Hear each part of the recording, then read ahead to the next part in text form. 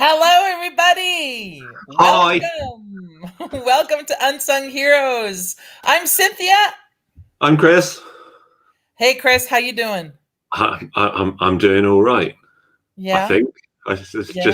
it's been a week, and now we're here, and I've only just got my glass of wine ready. So onwards I'm. and upwards from the evening before, evening I've after. had such a horrible, hard, harrowing week that I have no energy to even get up and go get myself a glass of wine. Oh This is dear. how tired I am. So I have decided with our guests, who you will meet in a minute, that today's show would be from a horizontal position.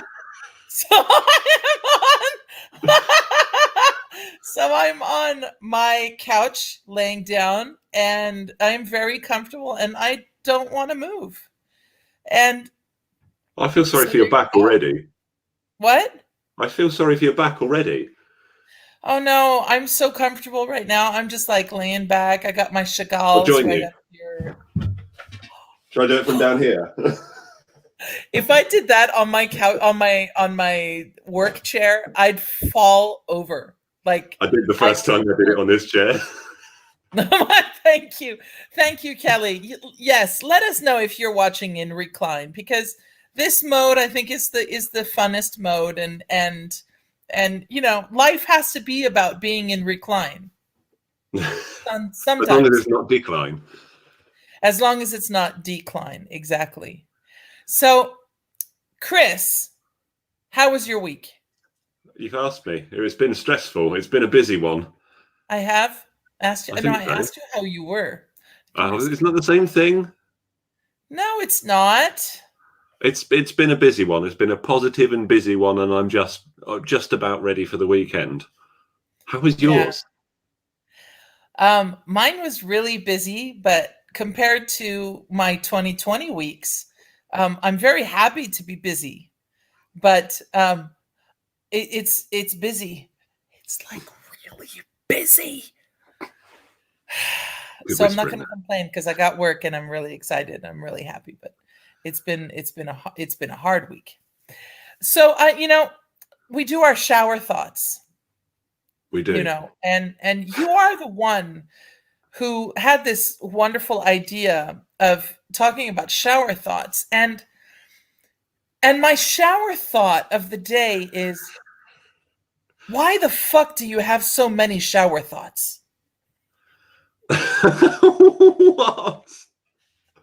Me personally? Because I do have lots. Yes, you said you have like 100 shower thoughts. So my shower thought is, why do you have so many of these? What is wrong with you? Because it's like it's a little break from the norm, and it's like I don't have to think about like normality and sensible things. So it's a little part of my brain that likes to be creative at times, and it's like, wouldn't this be weird? Like in our pre-show, as I was saying, someone somewhere at Google was sat there one day and was like, why don't we drive a car down every street on the planet and take pictures of it? And someone else went, yeah, that's a great idea. It's like, that's madness that someone thought of that. Where, like, Hmm, and how much cost implication? It's madness, and it's just an interesting little thing. it And is. I can stand there having me shower and just have a little chuckle to myself. It's it's good to have a little chat with yourself in the shower. It's kind of fun. So, with our masks and capes ready, should we bring in our guest? Would you like to introduce our guest and bring her in and find Yes, out how what her shower thoughts are? I would love to bring in our guest. Our guest today is Marissa Jay, aka MJ, White-Quarles, and she is, God, she's everything. When we did our pre-show meeting, she just has done everything. She's a live entertainer. She's an author. She's an activist. She's just, God, she's done so many things. MJ is just a wonderful girl. I'm so excited to have her on the show. I'm sure you are too, Chris. So let's welcome MJ. I'm right there with you, lying down. I'm in bed. Awesome. I got my cover. You are in recline. Wow. Thank you for hyping me up. I don't know if I'm gonna live up to that. Of course, you are gonna live up to that. Wow, Cedric, Kira, wow, oh my gosh. So your friends are watching you. That's cool. Wow. Welcome, friends. MJ, what do you think about in the shower, if anything? I normally think about what I'm going to eat for the day. I feel like that's like, I get in and I'm like, geez. Or sometimes I think like, I wonder what song I would perform for 1 million people right now. Now you have to answer that question. Yeah. Yeah. I mean, it changes on the daily though. Today's one. Today's song, I would probably perform Man in the Mirror. Another MJ. Another great. So nice. Are you going to put all of the Michael Jackson noises in it? Yeah, I think those are the only noises I would make. I'm not a singer, so that's definitely it. Yeah. I have a cool bit of information about Michael Jackson. Careful. My dad was an extra work. He did extra acting. And he was in a Michael Jackson video, the Raining in Moscow video. What? Yeah, and you can go see it. He's the one crossing the street and carrying a box, it looks like a big suitcase. Yeah. Kyle, I am not doing an interview in my shower. We're going to need some live pixelation for that. Wow, Brittany woke up. I'm so glad so many people are listening in recline. That's so awesome. I love it. And you know what? We just had a comment up from Timber Delaney. I just wanted to shout her out because today's wig is brought to you by her. Tasty Extensions. So Tasty Extensions on Instagram and of the website. That's where I got my wig. For those of you who know. This is a wig. Thank you, Casey. You're making MJ look good. Oh no, this is Timbra. Timbra, sorry. Yeah, this Tasty Extensions. All right. That's so cool. Like, he was in a Michael Jackson music video. I wish I could say that. Yeah, he did a bunch of stuff. He loved doing it. He was like he's 88 now, so he was always the funny old man. And I don't know if he's watching. If he's watching, Mom, write a comment. And he did a bunch of things. He was on Volcano. He was an extra on Volcano. He was a doctor in that movie, and he did a period piece. Hey, he did a period piece. He was like a juror in a trial. Explain why that's funny. In the because it's like what we were talking about being that you don't like period dramas, and this is my hand. Hello. Anyway. So, MJ, hello. Who are you? Tell us everything. Tell us your deep, dark secrets that no one knows. No, I'm joking. Tell us who you are. I guess I got to sit up a little bit. So my name's MJ, Marissa Jay White-Quarles. I have 4 names, 2 first names, 2 last names.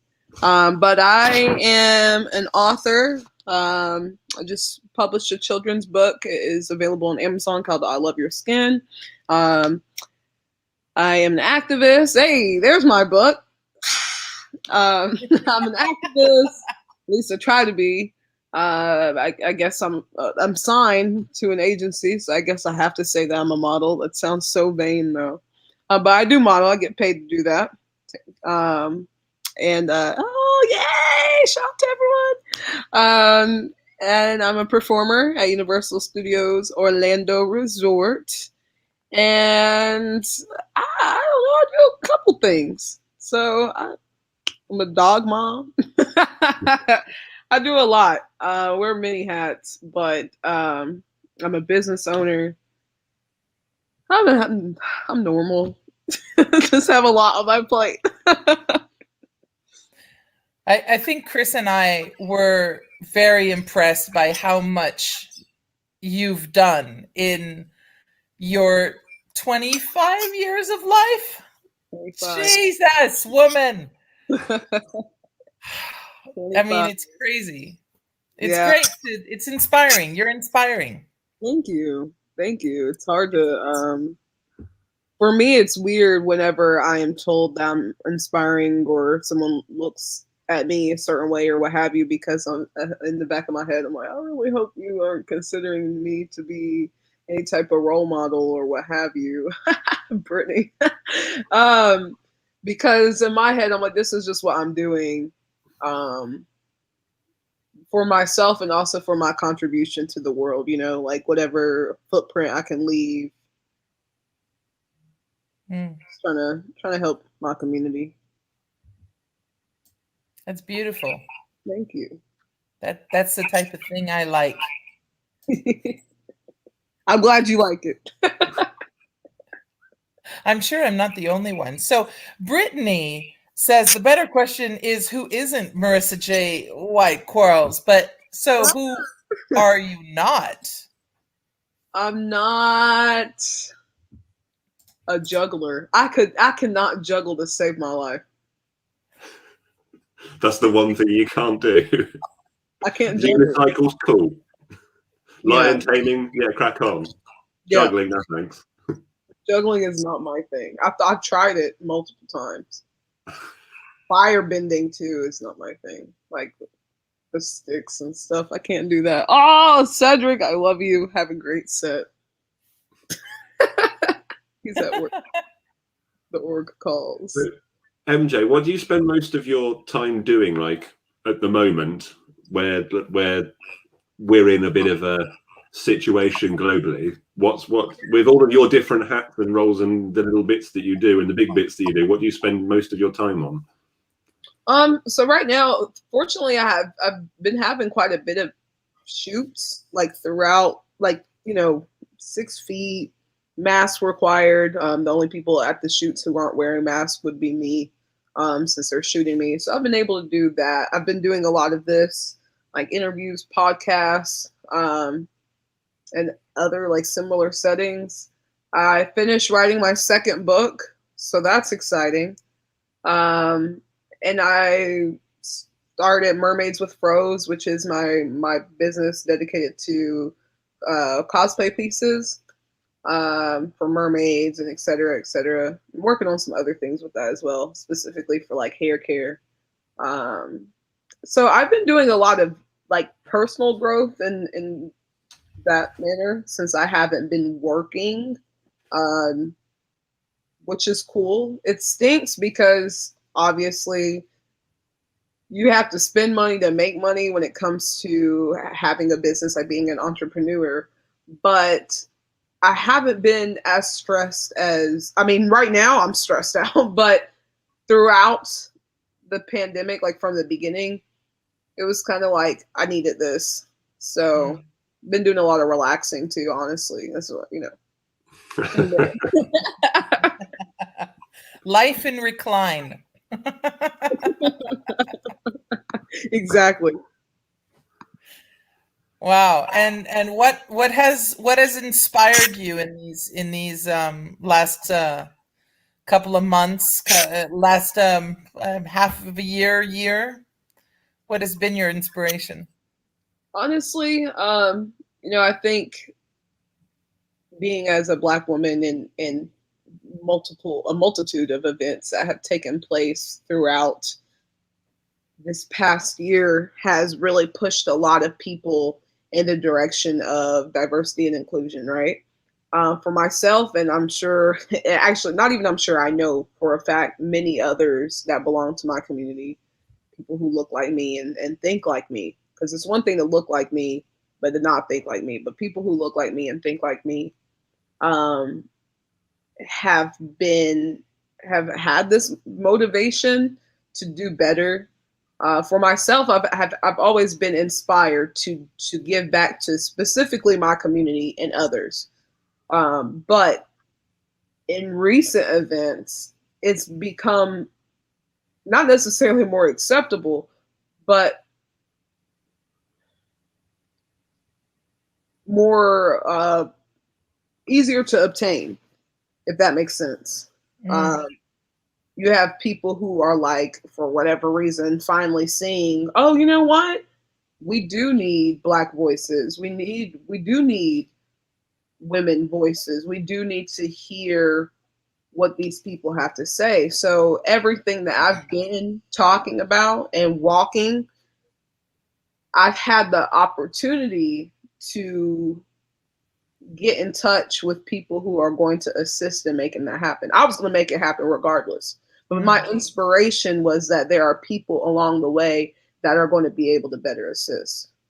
Yeah.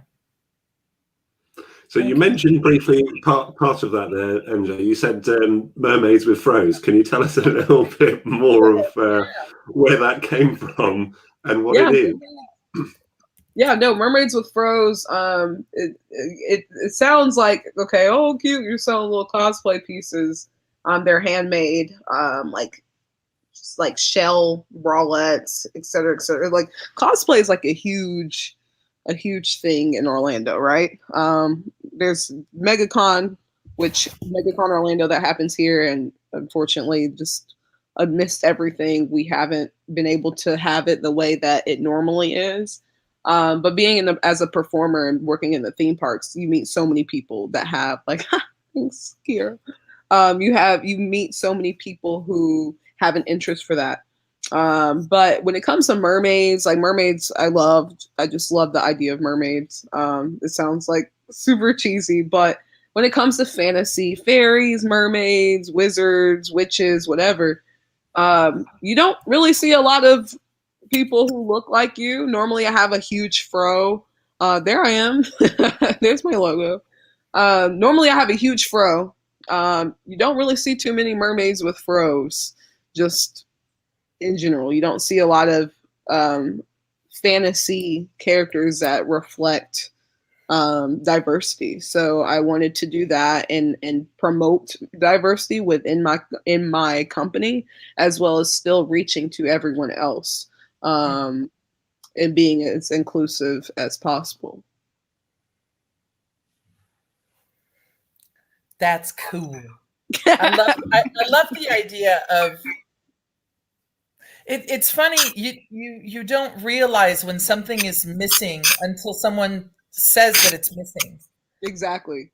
It's at least that's my experience. And I was like, oh my God, there were no African mermaids in The Little Mermaid. And then I thought, well, of course there weren't. You know, and it's a shame, of course, and I think it's cool. And then the pictures that you showed us in the pre-show were gorgeous. I mean, they're gorgeous mermaids. It's so cool. I think it's you have cool ideas. I'll just stop it there. You got cool ideas.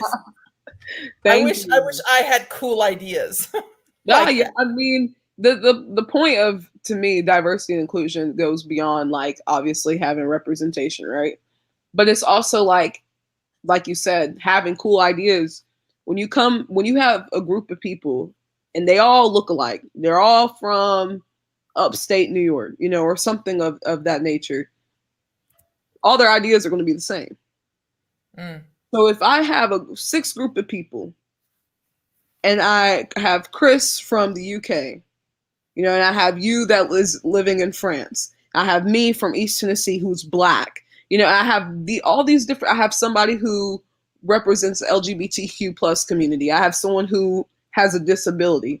You're going to have ideas that come from all these different communities from their perspective. You know what I'm saying? So for me, it's like, even with Mermaids with Froze, as small as that sounds, that's another entryway for my community to be represented. So then, like, what are some of the challenges that you've had to deal with through starting that business and the non-profit that you mentioned in the pre-show, and all of the varying things that you have to hats that you are wearing? What are some of the challenges in each of them, and are they the same, or are they different challenges in each sort of area? Yeah. So in regards to my organization, I started the Air I Breathe back in like 2010, I believe, 2009, when I was doing just work around East Tennessee as a someone that was in pageants. I was Miss Tennessee International Ambassador 2013. Shout out to Cedric's mom. I love her. So that I started the Air I Breathe. The Air I Breathe is a nonprofit organization dedicated to spreading awareness for asthma and allergies. At the time, Johnson City, Tennessee, where I'm from, was number 3 or 4 in the world for worst places to live for allergies and asthma. For myself, I struggled with like really bad asthma and allergies, to the point where I was missing school all the time. I had 33% air capacity in my lungs because I had so much scar tissue built up in my lungs. The school system didn't take it seriously, being as a lot of people have asthma, but it wasn't to the extent that I had it, just on a regular person basis. But so that's when I decided to start the Air I Breathe, and I, for the past few years, haven't been able to work too much with it.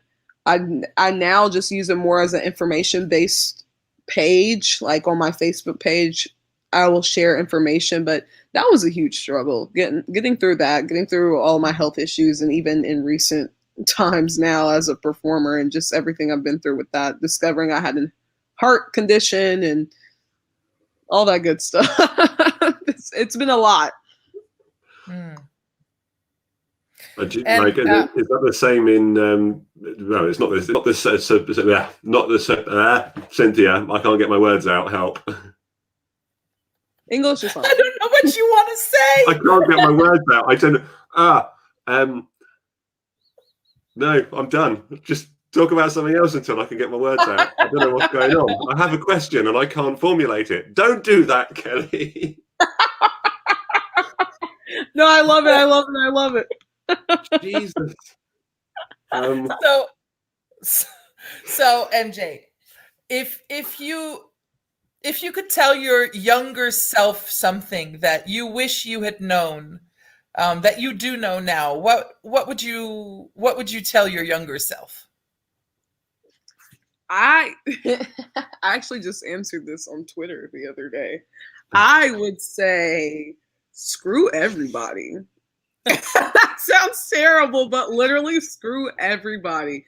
Screw everyone. No one. I don't want to say no one's opinion matters, because they definitely do to an extent.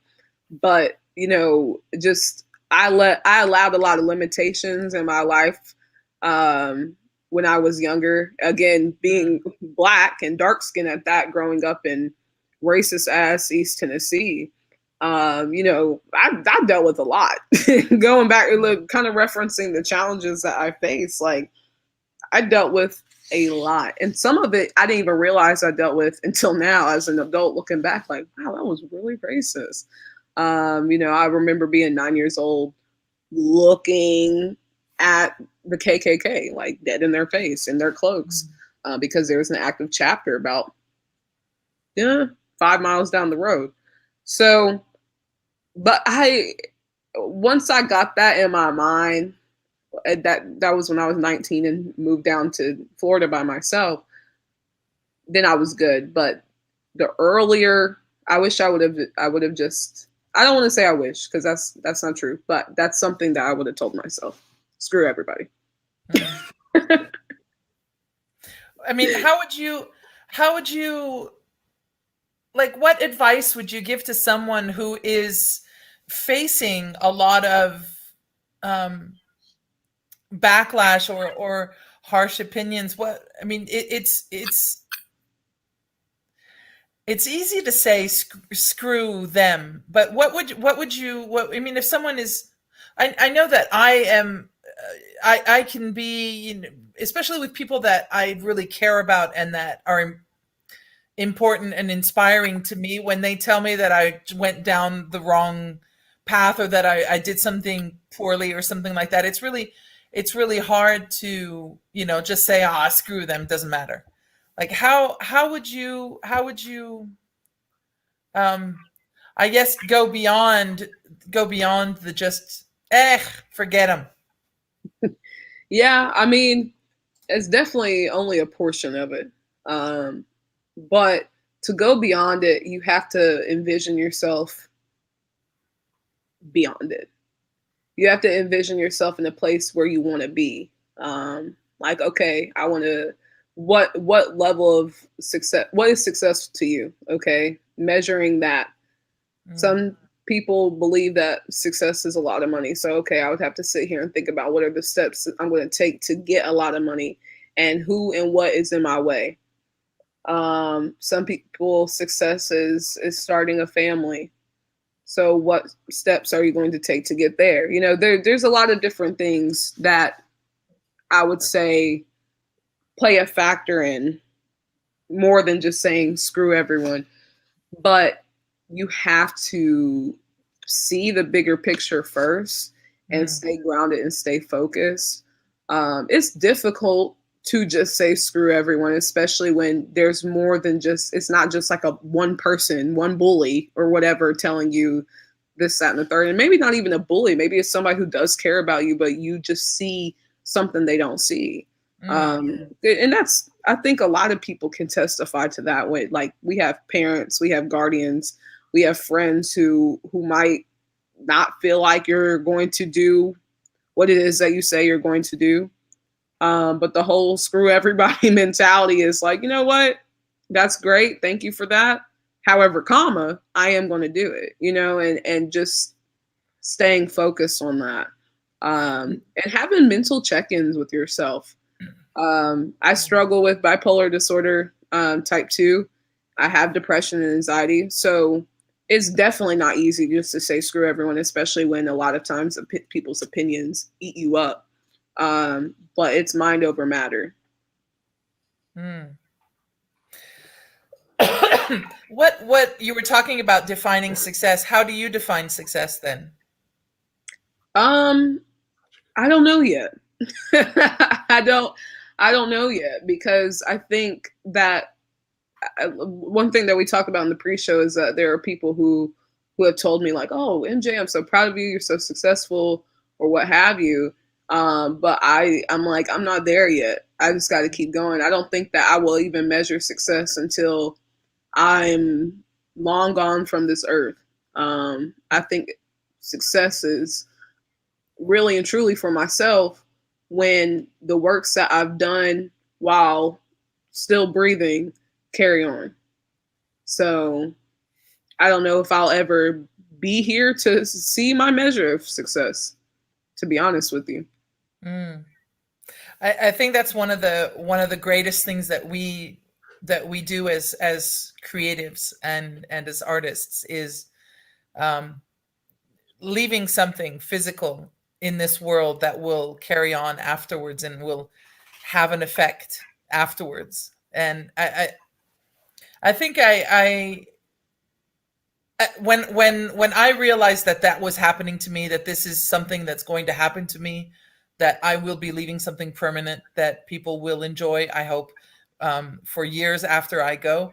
I spoke about this in one of our previous shows, but I think when that happened to me, I reached a level of respect for myself that I don't think I'd ever gotten to when I do things that, have meaning, but I never got to that level. And that was a level for me of, holy shit, man, my work is staying on until after I die. And people are going to, continue maybe not knowing who did everything that I did. They won't know my name, but they will be reading and listening to my words. Exactly. And it is inspiring. Yeah, no, that's so true. Like you see, the unsung heroes, along with that, like undiscovered or hidden heroes or hidden figures. It's like I don't have to be famous or what have you.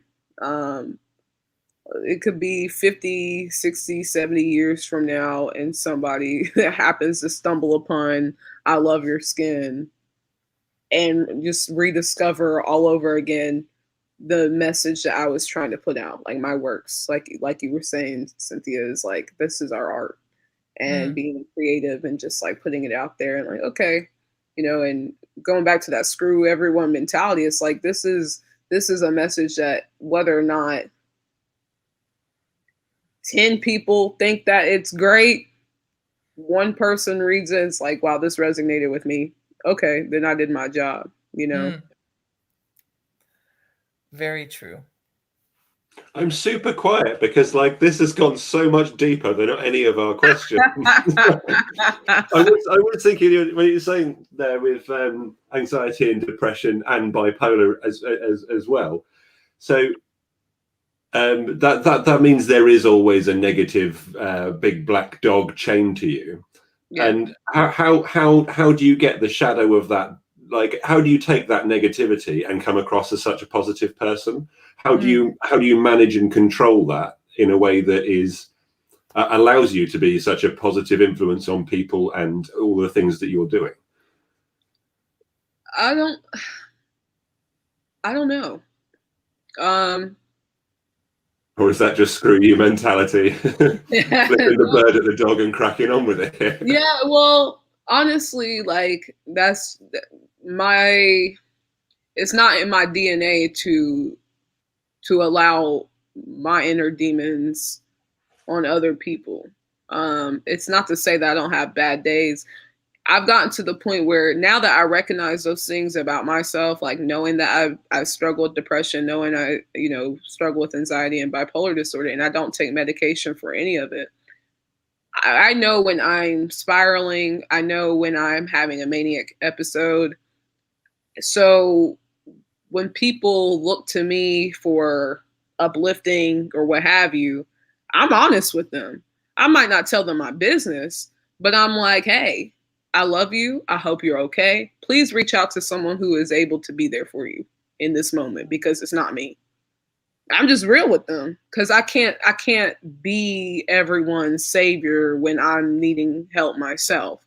And I think that most people who are happy, I shouldn't say most people, but a lot of people who are happy or have this positive persona are people who are struggling the most. And for someone who had a failed attempt, trigger warning, a failed attempt at ending my life when I was 15, I realized that I cannot be that person. And I had to forgive myself for allowing me to do that for everyone, be an anchor for everyone. That's exhausting when you're continuously investing energy in everybody but yourself. So with that being said, like being honest, me and true, people like that. People like when you're honest. Every other day when I'm having a bad day, well, I shouldn't say every other day. It's very rare. But like recently on my personal Facebook, I've been like, hey, I'm not okay, but I hope you all are. I love you. Like that was a real status that I made, and people were commenting like, oh my gosh, I hope you're well. People I don't really talk to are messaging me like, I'm here if you need anything. And granted, I would never tell them anything that I'm going through, but it's nice. And I think so many people reached out because they're used to, me being such a positive person and what have you. But I'm allowing people to see that I'm human, and we all have our bad days and what have you. But just being real about it is probably the easiest way for me to cope. Is like, okay, I'm having a bad day, and now there are people reaching out to me to let me know that that's okay, or that they have bad days too. I also go to therapy, which I recommend a lot of people to do if they're able to. Strong, like heavy on that, emphasis on that, if they're able to, because not a lot of people are. But I'm able to go to therapy once a week. And that helps me a lot. So our producer Kelly has just put in our chat that she's so glad that you're still here. And I just want to say that me too. Thank you. I'm happy I'm here too. I'm sure that everyone in the comments, or everyone that's watching, is like, yes, me too, me too, me too. Yeah, so I'm super happy I'm here. There's been a lot to. Oh, Kira, I love therapy. Honestly, my therapist is like feels like I'm talking to my friend. I'm like, I know I'm getting on her nerves today, but she's, she ain't got no choice but to listen. But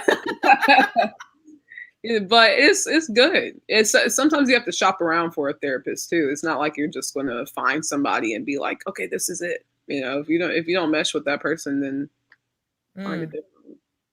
It's funny. I went through many years of therapy, and it's funny. My friends say, "Oh, I went to a therapist once and I didn't like him," and I was like, "Yeah, need to try a different one." Well, no, they're all the same. No, they're not. They're definitely not. They're definitely not. Yeah, I recommended mine to a friend. She didn't like her, and I was like, "That's fine. Go see another one." Yeah, like it's okay. Just go see another one. I'm the opposite of Cynthia there. I'm always like with my therapist. I'm like, no, you can't go see my therapist. He's mine. You're not gonna like every car you drive. I shout out to Claire, my therapist. You are not a car. You are so much more than that. But that's the only analogy I can think of. Yeah. Chris, did you have a question you wanted to ask, or I just feel like MJ's just eclipsed them. They seem so unimportant to the conversation. They are important, though. They are important. You can ask your questions, Chris. Oh, well, okay.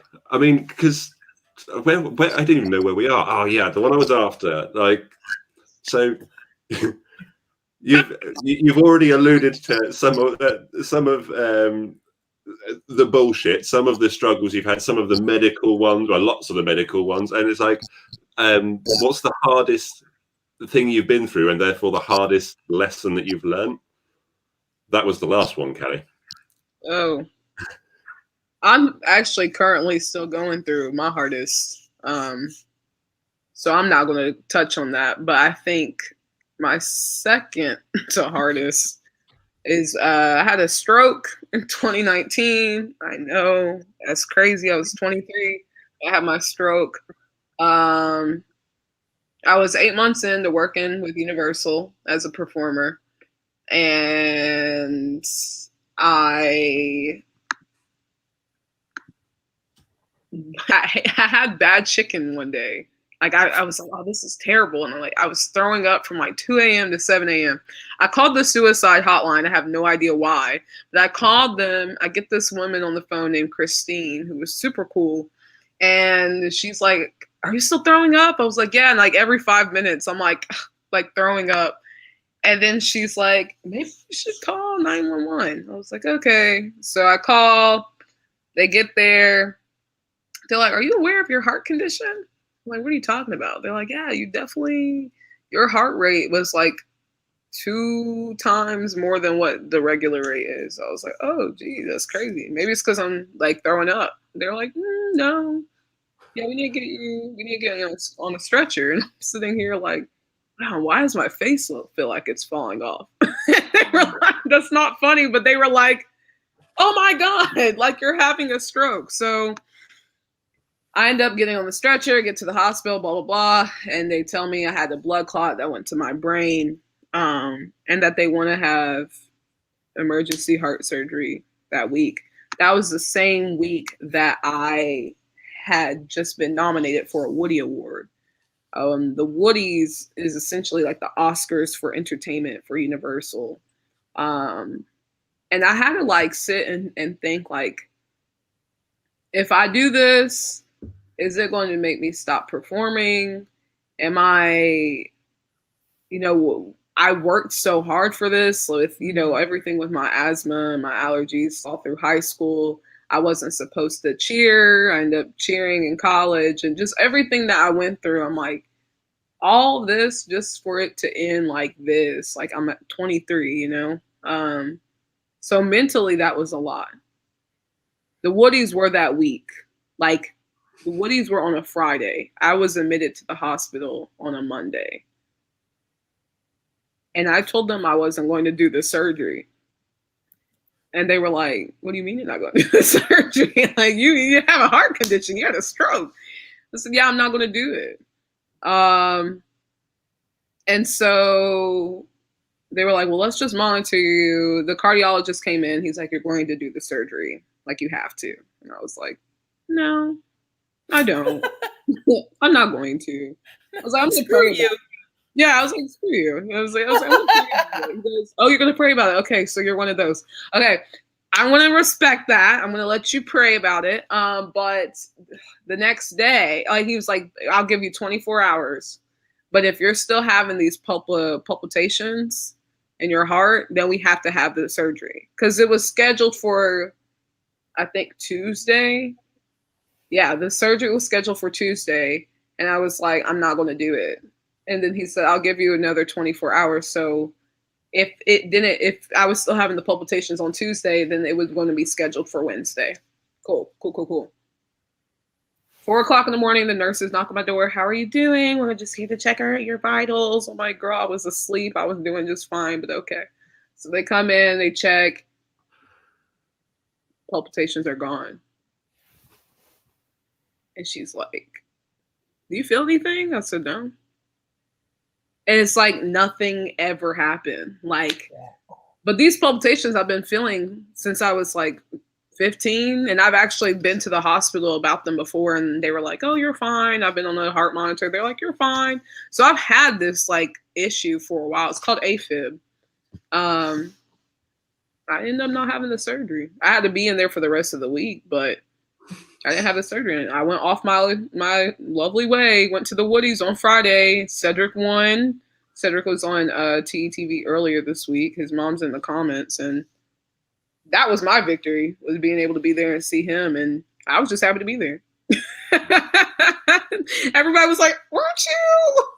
That is crazy. I was like, yeah. But yeah, I mean, like I had the stickers from all the machines I was hooked up to. Like,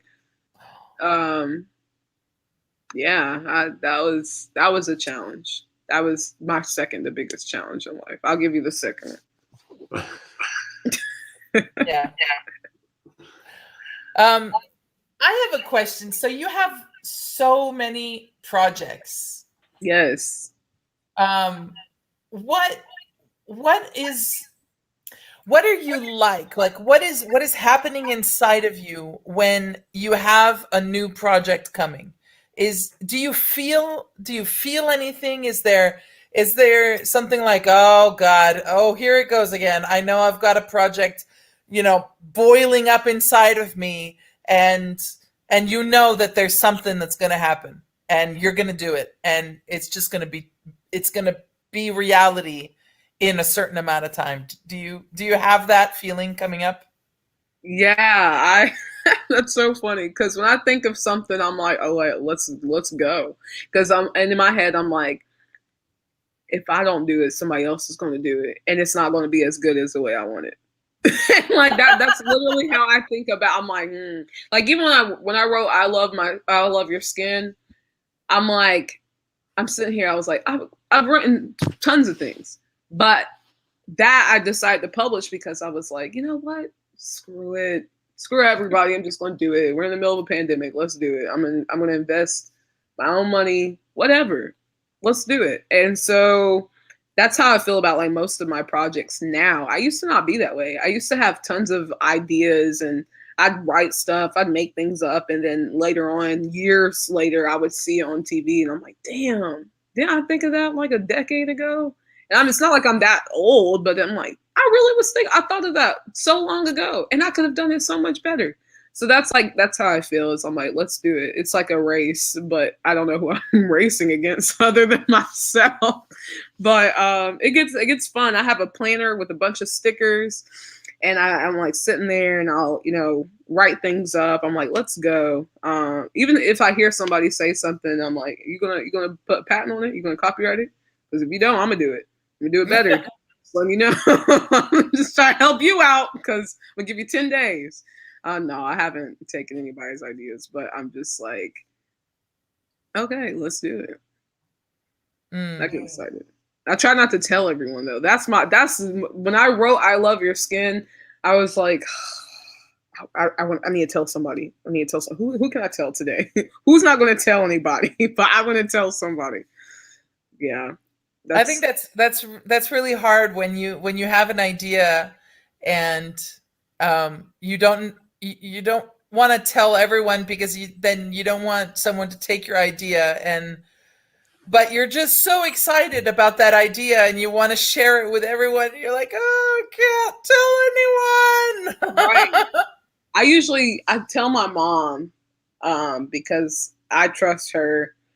I'll tell my mom and she's like, oh, this is great. And she's like, I'm her only child. So I'm like, she's like, supports me 110%. She don't have anybody else to support. I mean, other than herself, she's like, I'm going to support you. So I'll tell my mom. She's like, okay, so what are we going to do? What are you going to do? She's just like, okay. She's so funny. She's like, okay, so what's next? What are you going to do? And so that pushes me because it'll be like a couple weeks. And she's like, so did you do X, Y, and Z for da-da-da-da? And I'm like, dang, I forgot about it, but I guess I have to now. She's like, yeah, you got to get on it. You got to get on it. I'm like, it's like even worse now because she just moved to Orlando. Before I could get away with it, but now it's like, no, she's here. She's going to remind me, but I'm happy about that. How long have you been in Orlando now? 5 years. 5 years. I moved down here when I was 19. I didn't know anybody except for Mickey Mouse. I was like, I'm going to Orlando. Well, what about Donald Duck and Goofy? Now they're all left out. Yeah. All I knew was Mickey. No, but I definitely, that's it. I moved down here for the college program and I was like, the only thing I knew was that I needed to get a bank that not this, Cedric. Please, not this. But all I knew is that I needed to get a bank that was available in Orlando because I had a privately owned, local owned bank. That was it. That's all I knew. Going on 5 years. That's so crazy. Wow. So you're a live performer at Universal. What is that like? What do you like the most about that? What is it like? It's hot. It's hot, but I love it though. When and if they call me back, I don't know what I'm going to do because I am out of shape. But I love that you can make an impact on somebody's day, on somebody's life. There's been people that come to announce their pregnancy, and then they come back a year later with the kids that they announced their pregnancy for, which is really cool. We've had that. The Things had that. We had a woman come and visit, and her partner were having twins. So of course it came and saw Thing 1 and Thing 2. And then a year later, they came back and I happened to be hanging out with Thing 1 and Thing 2 that day again. It was the same day of the week from So whatever. But yay, there I am. But yeah, so that was super special. That was super, super, super special. There's a lot of special moments working with kids that, you get to bring to life something that they see on TV, they see in books, they see in movies. And not even just kids, adults too. I think adults their excitement is just like they forget that this is, it's not. I don't want to say it's not real, but it's just they forget. They get excited.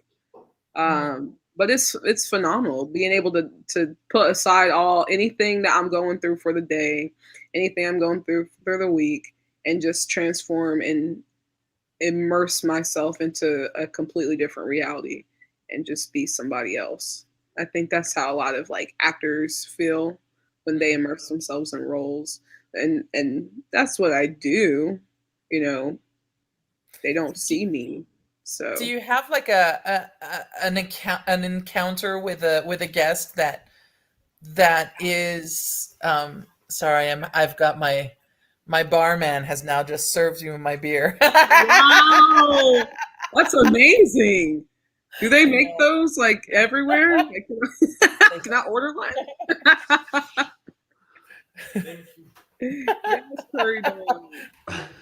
Anyway, so cheers. But I did want to ask you, is there any like encounter that you've had with guests that sticks out, something that that really got to you? Is there an encounter that made your day or that really was very touching? Yeah. I have a couple, but there's so many different spectrums. But I think the one that's most touching, I was off. Okay. I was off of work. Universal loves to call when you're off. But I was off, just chilling at home, get a phone call. MJ. I'm like, I already know what this is about. Hey y'all, what's going on? They're like, hey. We have a very special friend with Make-A-Wish today. They came to the park specifically to see Princess Poppy. And Poppy is not here. Can she be here? I was like, I don't know, can she? They're like, look, please, I know you're not working. I said, yes, Poppy will be there. She'll be there. So I get up, like, okay, for the kids. It was supposed to be just a quick, like, 10-minute set, I think. Turned into 45 minutes, which was perfectly fine with me. I mean, it happened that way because that's how it was supposed to be. But this kid, just hearing his story with his parents are like, this is it. This is our trip. This is his Make-A-Wish trip. This was his wish, was to come to Universal and meet Princess Poppy.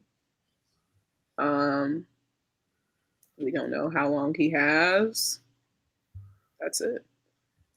So you have to, I mean, I obviously went in knowing this, but then you have to set your own personal feelings aside of just like sadness and what have you, and just, okay, I'm going to bring as much joy as I can, or as Princess Poppy can, to this child's life and to his family's life in this moment. He had 2 siblings with him. So I gave them attention as well. Or Poppy gave them attention as well. And just sharing cries with them and hugging them and really just like feeling, it's like whatever it was that anything that they were going through, anything that they felt, you only felt love. You only felt, the attendant that was with me on that day was just like crying, talking to the parents, and But it was like, I don't know. It just they gave me a card afterwards. So they gave my attendant a card with his picture on it and his story. I keep it in my wallet. Um, and I, those are things that like you think about more frequently than you don't. Like you would think that okay, that was cool. And I think that even the parents are like, they don't even know how much that meant to us. And it's like, no, you don't even know how much you meant to me. I thought I was just coming in to do my job. I didn't realize I was going to be a part of this moment. Those are the most impactful days when you have situations like that. But yeah. As a guest going to parks, it's one of the things that I love doing. Going to see the meet and greets and seeing the kids and like you say, the adults who know exactly what's going on, but they just like, screw it. I'm totally into it. And so seeing the kids that are just like, oh my God, it's Woody. Or, oh my God, it's Elmo. Right. And, that was fun. That was fun. I bet. But it was fun. Yeah, and each character comes with their own audience, their own fan base. Bart, Bart got beat up. Like Bart was getting beat up. People would come to Bart, try to choke Bart. Bart was not having it. Like SpongeBob was fun. SpongeBob was really fun. They have their own personalities, their own personas, because that's who they are. Those are these characters. So you just get a multitude of different people. And for myself, I always find it so hard when people come into work and they don't want to be there. And I get having bad days. I get that like heavily. Okay. But when you really sit and you think about like what you're doing, and this is fun. Like we get paid to have fun. Really, truly. That's what I mean. It's hot and it can be hurtful. It's very physically demanding. But if you have that part down, for somebody like myself, I'm like, y'all, I know y'all ain't complaining when I had a stroke 2 years ago. But I'm sitting here like, all right, okay. I get it. I think I get it more than anybody else when it comes to the physical stuff, having a lung disease, having a heart condition, blah, blah, blah. I get that. But then I'm like, but I'm here. Just like any other job, I met the qualifications. I got through the fitness test that we do once a year. So now that I'm here, what am I going to do about it? And just, it's fun. I love it. I'm so ready to go back. I don't want to, I wasn't full-time, and I thought I wanted to go full-time going back into it. But now that I'm doing so much on my own, still working on my own brand, that's my fun stuff. That's my little side gig. It's just having an opportunity to take off my skin and wear somebody else's. I'd love to do that. I mean, I absolutely do not have the physical capacity to do that, but and I honestly don't think that there's a costume big enough for me. But anyway, I would love to do that. The skin thing. Oh, it's definitely creepy.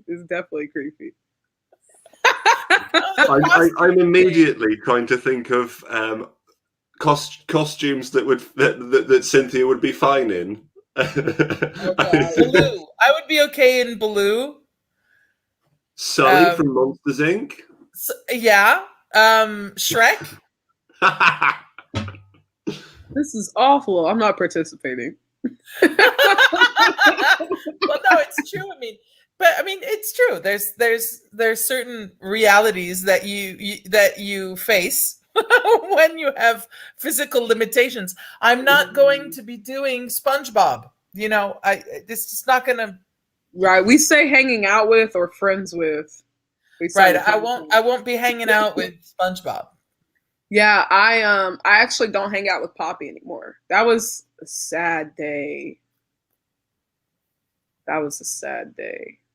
I hang out with Branch, but I don't hang out with Poppy anymore. Poppy got a makeover, and my body type doesn't match with that makeover. So, who's your favorite character to hang out with?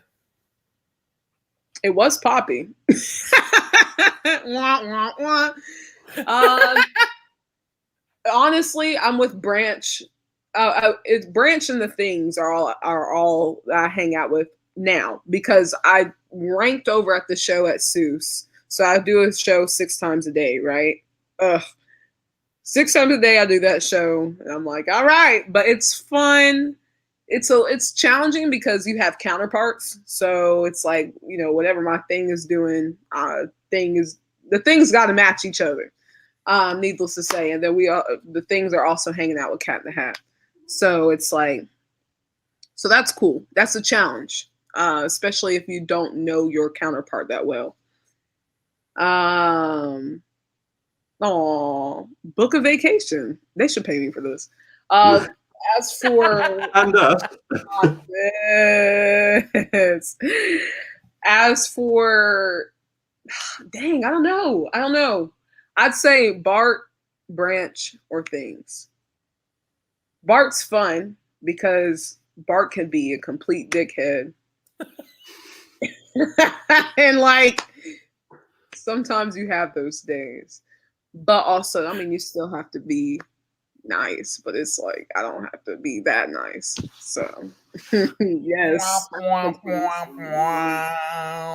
last day with Poppy, that was so tragic. Branch is cool because Branch is kind of like whatever too, but Branch is fun. It's nonstop dancing for me. I don't know about anybody else, but you'll know when I'm hanging out with Branch. You'll know. That's great. I can't wait. So we have to figure out a sign that you have to make if we see each other at Universal. Okay. You have to like do something, and then we'll be like, oh my god! Let's full screen MJ and find out what it is. Do it offline.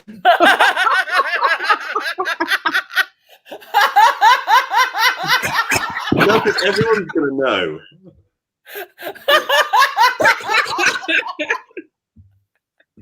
Yeah. All right, we can't get in trouble. Yeah, so remember when you said you wanted to get called back? You're not. This is it. Yeah, you're breaking character for 2 Europeans. I forgot that I do I'm also a costuming lead for HHN. I forgot about that. That's a thing. That was cool. Asked me if I have costuming experience. The answer is no. But I got the job. And now, that was fun. That was really fun. I forgot all about that. I was over Monsters and Graveyard Games. If any of you all had the opportunity to go to HHN 20 or 28, right? 29. Cedric, why are you laughing so hard? How's uni? How's everybody doing over there, Cedric, since you're at work, hanging out with the Ord? Since y'all wanted to talk about Shrek earlier. I'm sure Shrek is having a great day. I miss going. I really do miss seeing these characters and having that experience. It's some of my sitting at a bar, sipping on a drink, and seeing the characters, go by and Cedric's not happy. Not having a good day. So I guess Shrek's not having a good day either then. No, honestly, it's weird. Like going to the parks now is so weird. It's like It's like, the Trump womp womp. About to bring that back. It's cool, I'm happy that we're back, blah blah blah. But it's like it's just not the same. Nor does it necessarily need to be. We're in the middle of a pandemic, but it's like it's just sad to see because it's like I don't know when we will be back. I mean, you can still go to theme parks. Our bars are shut. Do you have any idea what that's like in British culture? Yeah, I can only imagine because I mean everything. I'm in Florida and everything. When I say everything is open here. Everything. It's like the pandemic didn't even happen. Yes. Well, then, except for the pandemic, if you could change something about the entire themed experience industry, like what would you change? Bro, y'all already know what I'm going to say. Where are the black people at? Where are the black people at? Not even just black folks, y'all. Let me just sit up for this. Because I'm hoping I have a couple of casting directors on my friend list. So if y'all happen to pop in on here, this is for you all. Stop casting roles that fit the ethnic background for folks that you don't understand. So with that being said, partner with people who look like me to cast people like me, because not only are they going to do it more accurately, but they're going to make sure that all the other things are done properly as well. Let me give you an example. I auditioned for an actor role at SeaWorld. Screw SeaWorld, by the way. I auditioned for a role at SeaWorld, on the record. I auditioned for a role at SeaWorld, and it's an actor role. Got the part. Then when they got to the point of them asking, when they gave us the look, the look guidelines, I'm looking at the papers, seeing how they want our hair. I said, now wait a minute. I auditioned for this role. I auditioned for this role with my natural hair. Big fro.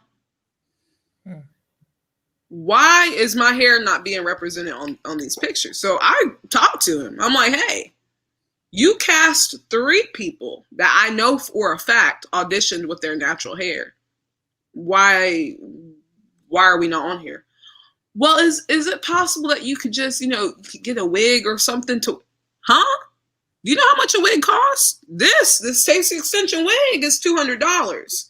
Installing it is another $100. Getting my hair braided down is $60. So why would you cast me for a role when I look like me, and then you want me to do this, that, and the third? This is something that should have been addressed during casting. But what do you expect when you walk into a room for casting and there are no black folks at the casting table? And I'm having this conversation with another POC, which is why I always say, like, POCs and black people are not the same. Do we share a lot of similarities? Absolutely. Are there things that other POCs endure, racism, etc.? Absolutely. However, if you don't have somebody that represents everybody in that room, what are they doing about people with disabilities? Why isn't there somebody in here to make sure they're being accounted for as well? It doesn't make sense. Why is there a white man casting roles for black people? It doesn't make any sense. And that's across the board in all theme parks. Is like, I don't get that. I'll never understand that. And it's not something that I should understand because it doesn't make any sense. That just point blank period, make it make sense. I will preach that till the day I leave this earth, and whatever it is that I can do to make that happen, I will. Yeah, and there's a lot of people who feel that way as well, but won't say it. The natives, that's another thing, that for Mardi Gras, they had a whole group of people listed as the natives, which is extremely offensive. They're a bunch of white people. What? That's not okay. You know, Mardi Gras is already like, anybody who has been to Mardi Gras in New Orleans, you know what they look like. So I don't know. Just there's a lot of work that needs to be done in theme park entertainment, themed industry. But I hope that now that most of these people have been like, oh, Black Lives Matter, we'll show it then. Show it everywhere. So that's my take on that. You know, that we love it. But as we were planning on Black History Month, I really wanted to get a European guest. And we couldn't find one. We couldn't find someone working, a person of color working in the industry. A Black person or a person of color for Black History Month? Black history. Black, okay. a Black person.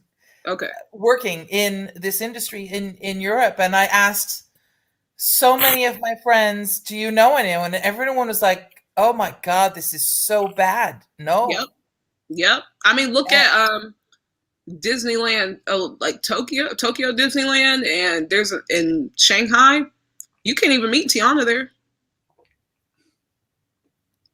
Yeah. I mean, I'm just being real. You cannot meet Tiana there. Why? And in Disneyland Paris, that's embarrassing. That is actually embarrassing. I'm not saying that there are none. I'm not saying that there are none. Just right. Just there are none in our network of people that we asked. We just it was it and it shocked me. I was like, come on. This is just not possible. And I was really surprised. And I think that I agree that there is definitely something that needs to be done. Absolutely. And my biggest thing too is this, because there's a lot of people who are like, well, are Black people showing up? Are they applying for these jobs? They are. Y'all aren't hiring them. That's number one. Number two is, what are you doing to ensure that they are showing up? If I go to Winter Garden Village here in Orlando, or I go to Dr. Phillips, or I go to other predominantly white areas, and I put up an ad that says, we're casting for POC characters, which was an actual thing 3 years ago. They were looking for Moana, Tiana, and Jasmine. They weren't looking for Pocahontas or Mulan.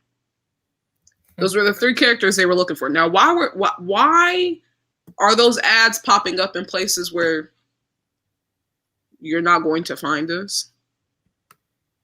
That doesn't make sense. But it goes back to who is behind that. So not only do you have to have Black people and Hispanics and Asians and whomever else in the casting room, but you have to have us in the marketing room. You have to have us in the hiring room. You have to have representation across the board, because somewhere something's going to get missed. You have to cover your bases. You know, and it's sad, because it's like we're in 2021 and it took 8 minutes and however many seconds of y'all seeing George Floyd being brutally murdered on camera for y'all to say Black Lives Matter? What? Really? That's how I feel. I'm very, very bold about it. I'll tell anybody about it. That's why I'm sitting here talking about now. I know y'all hear the passion in my voice now versus from the beginning when I was lying down.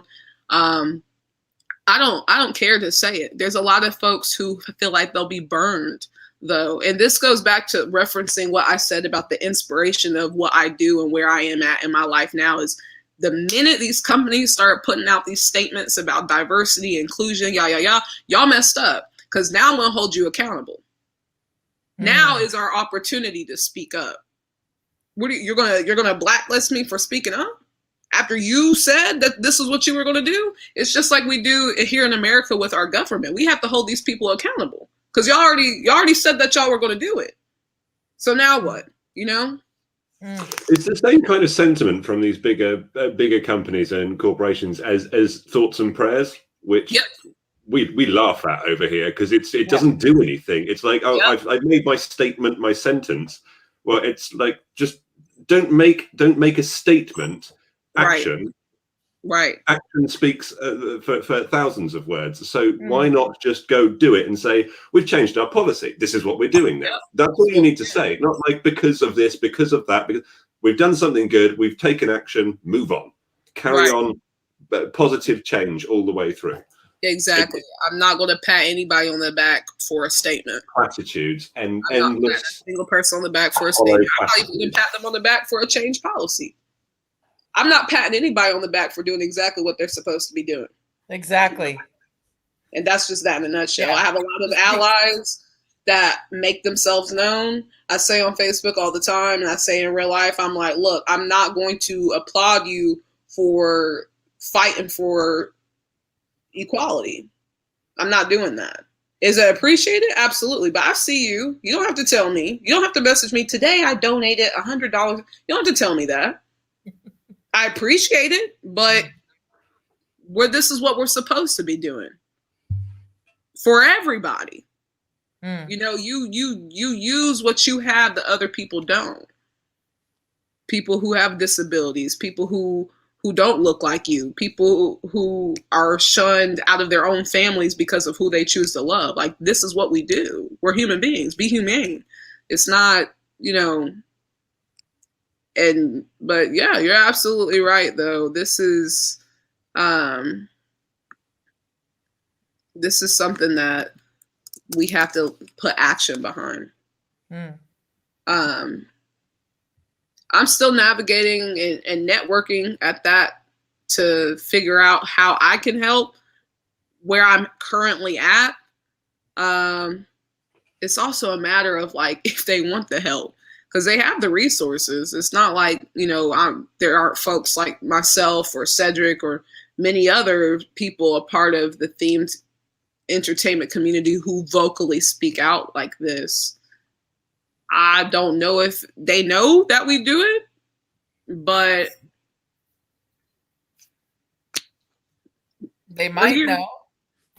I think that one of the frustrating things is that people just, it'll blow over, or it won't get noticed, or that whole attitude of it just I feel like slapping people upside the face when they have these, you know, the French like to sigh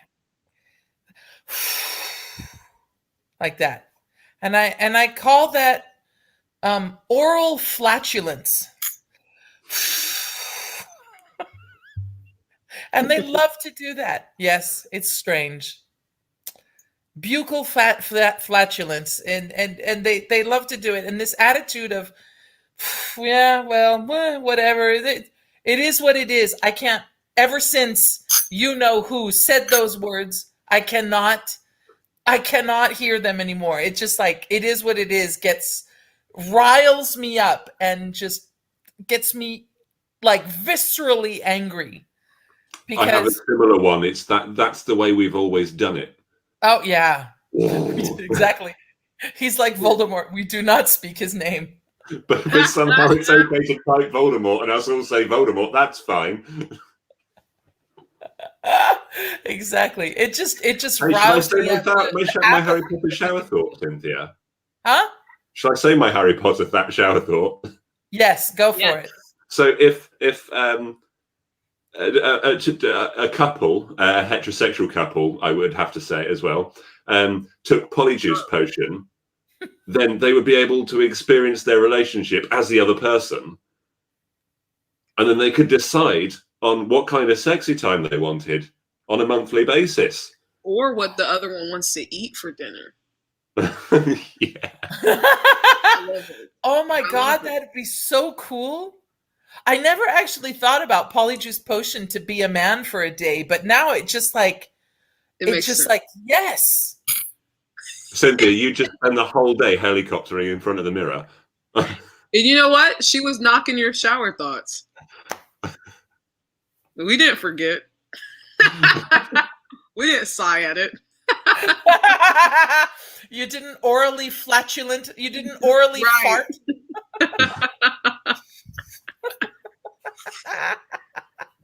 I love it. Right. Hey. So Marissa, we have some fun questions for you. I love that. Before we do fun questions, we have to show everyone some of MJ's modeling shots because we've got them. I'm catfishing because there I am. Goodness gracious me. I look nothing like that right now.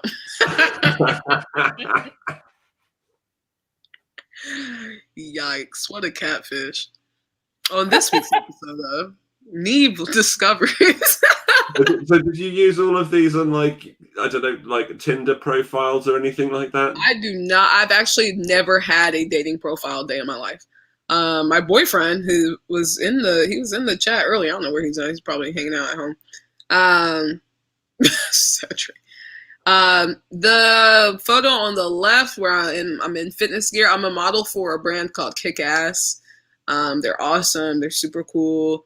Yeah, there's Kick-Ass. So that's on their website. Kickassworkouts.com. Don't go on kickass.com. Go on kickassworkouts.com. That's with them. I do stuff with them frequently. Yeah, on the right is more just in my profile, like for like my portfolio for other modeling stuff. But if there is a fake profile out there of me somewhere, oh thanks, Gabe.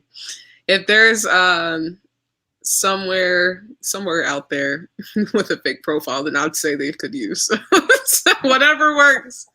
Get us some money is what I would tell them too. But your working out started out quite early. Kelly, can you pull up the young pictures of MJ working out? There she is. That's my God. Did this young MJ know that later on she would be the model for Kick-Ass Workouts? No, definitely not. MJ and working out is not even something that I would put in the same sentence. That's what, 97? Oh my gosh, I was 2 in that picture. Wow. I look the same. Like when I don't have makeup on, like now, I look the same.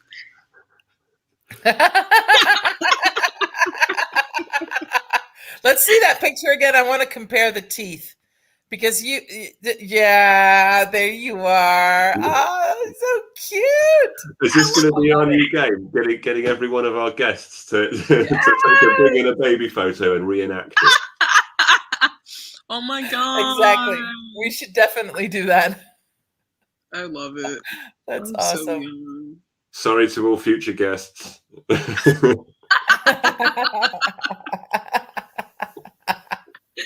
Yes, but it's important. It's important to take a piss out of you. Take a piss on yourself. No, what's that expression in English? You know, it's not. I'm like taking a piss on. No, taking a piss at right. Taking the piss out of yourself.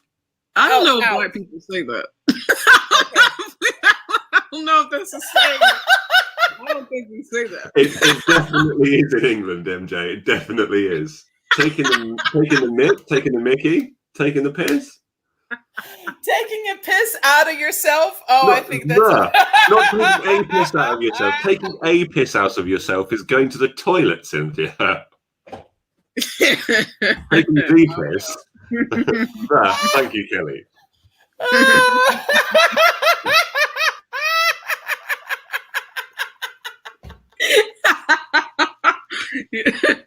No, I love that.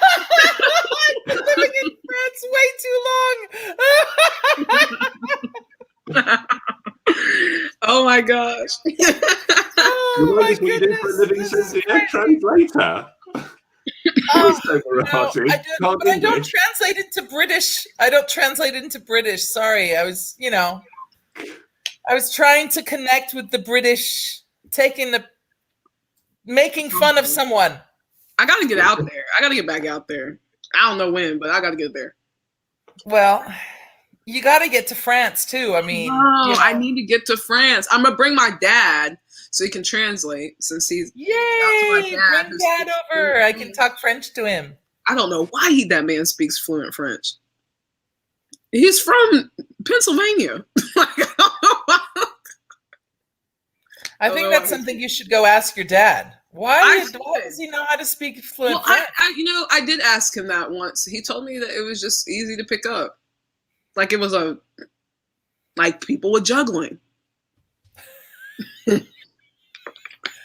Well, I'm hoping that that me knowing French, knowing English, and a little bit of German will make learning Spanish easier, because this is my goal for 2021 is to learn Spanish. I think you should be fine. You know what? You might even be able to pick up Portuguese better. I might. I'm actually going. I'm going to be in Portugal for a month in November, December, because the museum that I'm working on is opening. Yeah, amazing! Congrats to that. That's awesome. Yeah, it's going to be fun. Fun questions time. Fun questions time. I know, right? Yes, I am going to talk about the museum in Lisbon every single time I have the opportunity to do that, because you know what? I am damn proud. We can mute her mic, right? That can no. Okay, Kelly. What are your fun questions, Chris? I have a fun. Wait. I want to start with one. Because okay. I really want this to be in. I want this to go down in into the record. What is a fun fact about you, MJ? Dang, I told y'all a fun fact about me too. I don't even remember what it is. Fun fact. Speaking of my dad, is I have clearance at the Pentagon. At the Pentagon in US of A in Washington, D.C., I have clearance. I don't have to, when you go to the Pentagon, which I don't know how many of you actually would go out of your way to go to the Pentagon, but you should. It's really cool. You get fingerprinted, background check, yah. You get patted down. I don't have to do that. That's so cool. So random. I think that, yes, that is so random, but I think that is so cool. So random. It's pretty cool. The Pentagon's beautiful. They have a food court in there. They have good food. I remember when I went to Washington, D.C. to American University on a semester learning American foreign policy during the Gulf War in 91, 92. I can't remember which semester. And so it was really, really interesting to be there at the time. And we visited the Pentagon. That's awesome. I know a couple people who went to American University. What were you saying, Chris? I watched the whole documentary on how they built it and the structure of it and why it's the structure that it is, with the pathways that it is and the halls that it is. And the building, it looks kind of cool as a Pentagon from the air, but you don't appreciate the intricacy and how cleverly planned out it is and how easy it is to get around. I think the building is genius. On a side note, I'm not going to go too deep into this, but there aren't too many things to me that are cool about America in terms of our history. Because first of all, our history is trash. Most people's history is trash. But historically, I love history. And I love going to landmarks. This is one of the biggest reasons why I loved going to England, is because there was so much history to see. And I made it a point to do that. Not enough. I wish, whenever I can return. But in DC specifically, there are so many museums, and most of them are free. I don't know how much advantage people in the DC area take of that, but oh my gosh, it's remarkable. It's so cool. Yeah. It is something that I can to this day think that it's just wonderful. I think that every single museum should be free. That knowledge and learning should not be something that you have to pay for.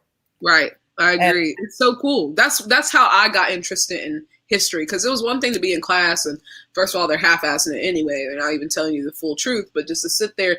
My dad, who's a Vietnam vet, he was a ranger in the Army, he we went paddle boating around the memorials, like the Lincoln Memorial. Yeah. What's the Lincoln Memorial? Yeah, we went paddle boating, and he just told me all these different stories of like landmarks, and it wasn't around the Lincoln Memorial. It's one of the memorials of some president. But I remember vividly him just like telling me different stories and be like, here's what they'll tell you, but here's the truth. And that was really cool. I bet. Oh, yeah. Would love more of that in the States. Absolutely. Yeah, no, free. That, like you said, Cynthia, that's free education. It might have been Jefferson.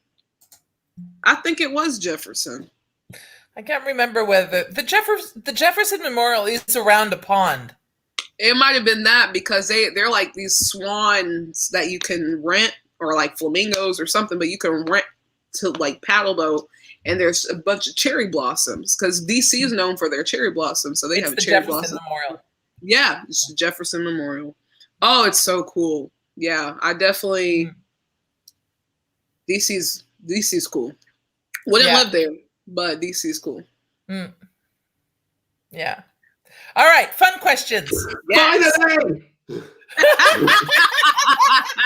This is what Chris is here for. That's what I live for. Hit me, Chris. Go for it, Chris. We've got so many, and I've got one of my favorite hypotheticals ready for you as well, because I think that's going to be fun. I love hypothetical questions.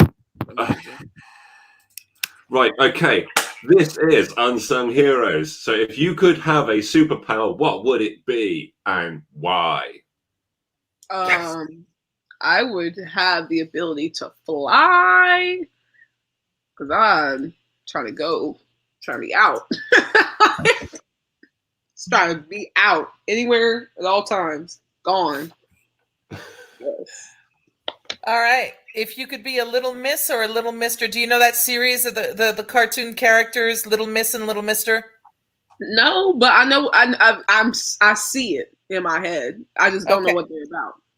Okay. You have to like choose a character trait that can either be positive or negative, but which Little Miss or Little Mister would you be?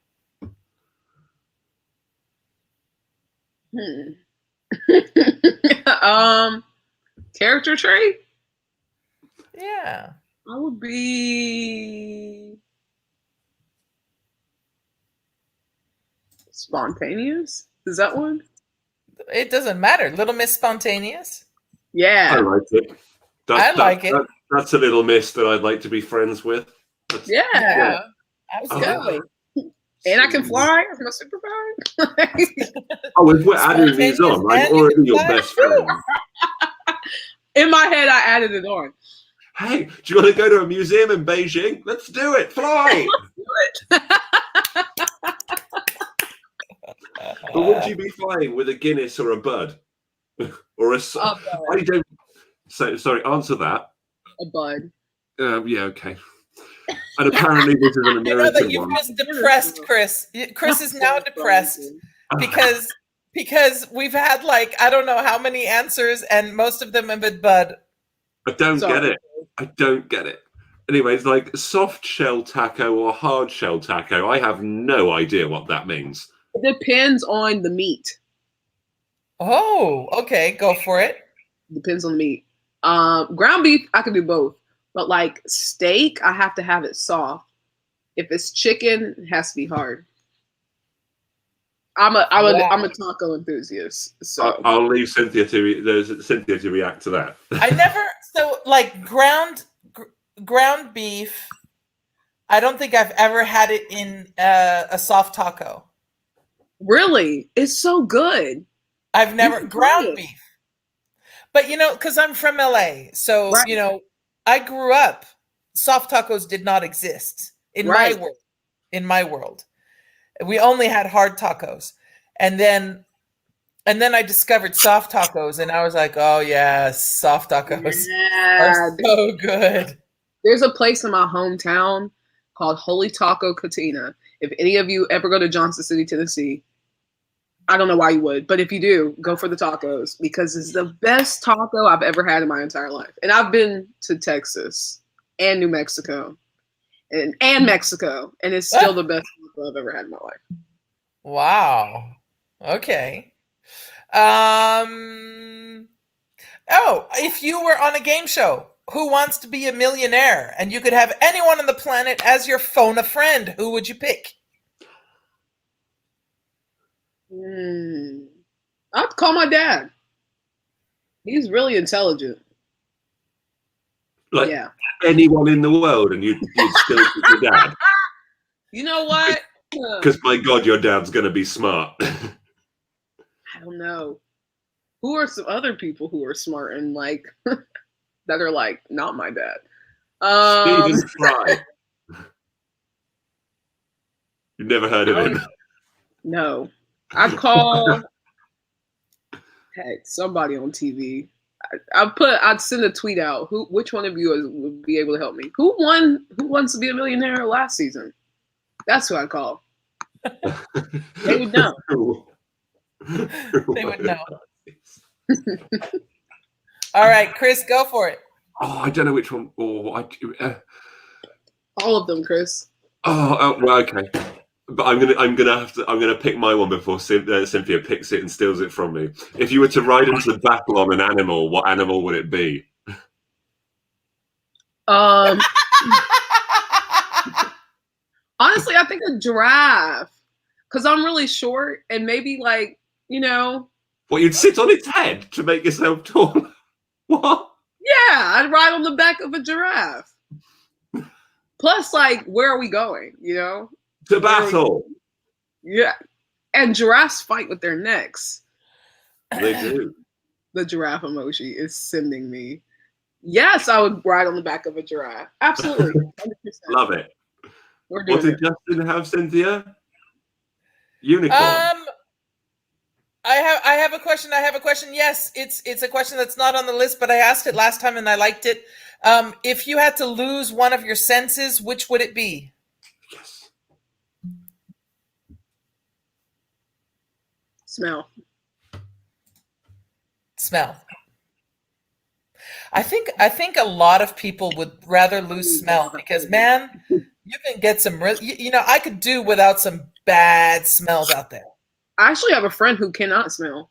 She got in a cheer accident. Like she fell. She can't smell anymore since like 6th grade. Shout out to Haley. Sorry you can't smell. You and all the other people who have had COVID. So wow. So if you had to be stuck in a TV show for a month, which TV show and which character would you be? Oh, this is such a good question.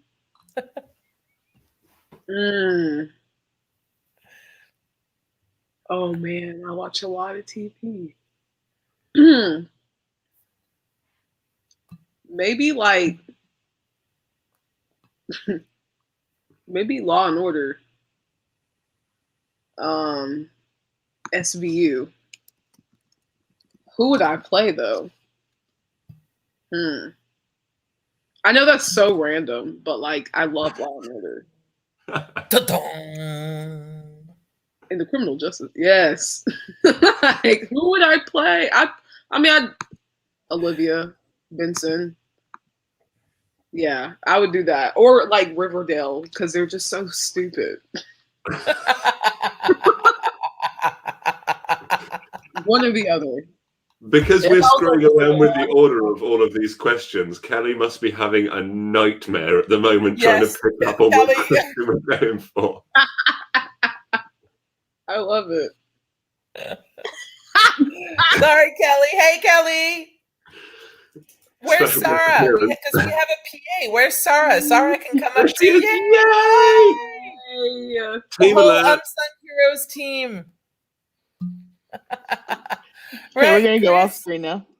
Would you would you like to ask your last question? Oh, I want to ask my hypothetical question. I'm sorry I'm taking both of the last questions then, but I want to ask I want to ask MJ this one. So my hypothetical is, and I've stolen this from the same TV show that I steal all of my hypotheticals from because I enjoy it so much.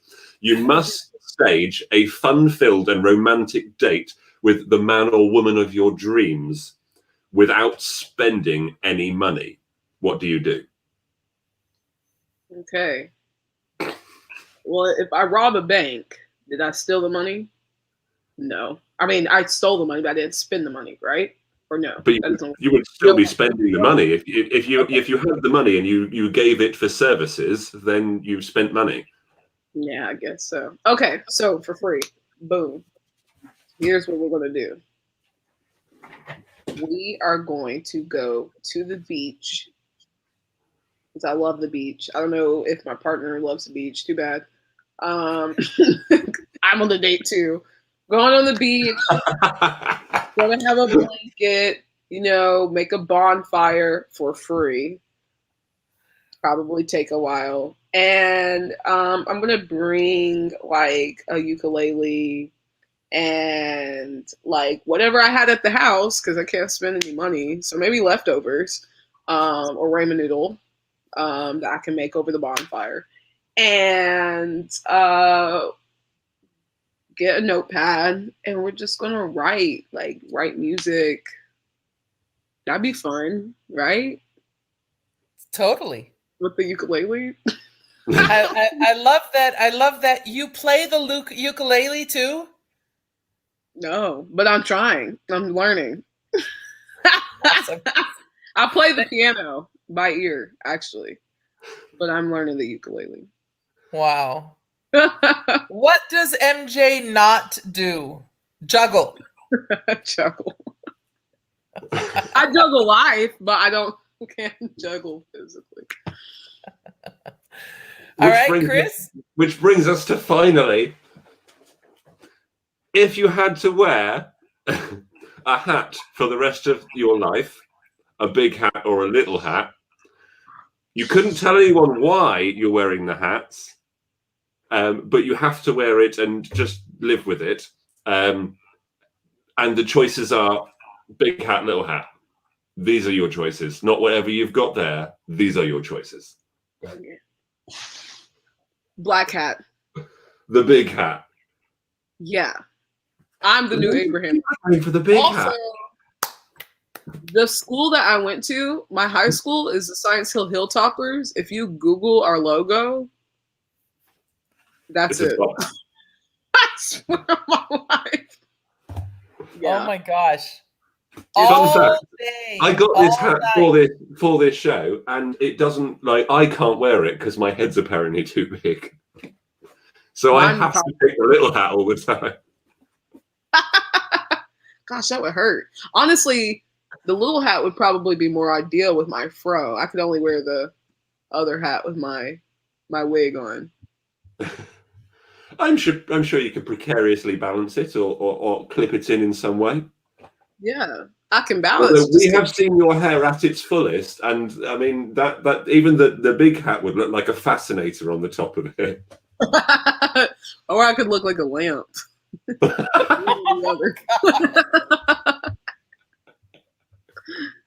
Oh my gosh. Right. Well, I think we're at the end of the show.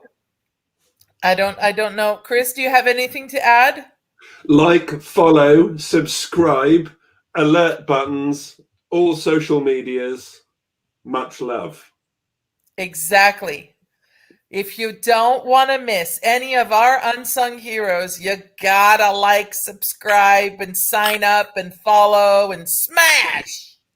All that. Exactly. Thank you all so much for having me on the show. Thank you to everyone who watched. Please go buy my book because I'm broke. Thank you, MJ, for being a very cool guest. It was wonderful to have you, and you are a wonderful person, so inspiring, and if you ever stop doing things, that's when you need to worry, because I think you're just a busybody. You're a busybody, and we need busybodies like people like you. Oh, thank you. We're just going to have all of our guests design different logos for Unsung Heroes merchandise and then sell it all. That's a great idea. Not that anyone's going to buy it. Somebody will. Somebody will. All right, everybody, thank you so much for being at the show. Thank you for commenting. Cedric, I'm so sorry that you cried your way through this episode. And hope to see you guys in 2 weeks, and have a wonderful, wonderful weekend, everybody. Take care. Be good. Be good to yourselves. Be kind. Make the world a better place. Go hug a hero. Bye.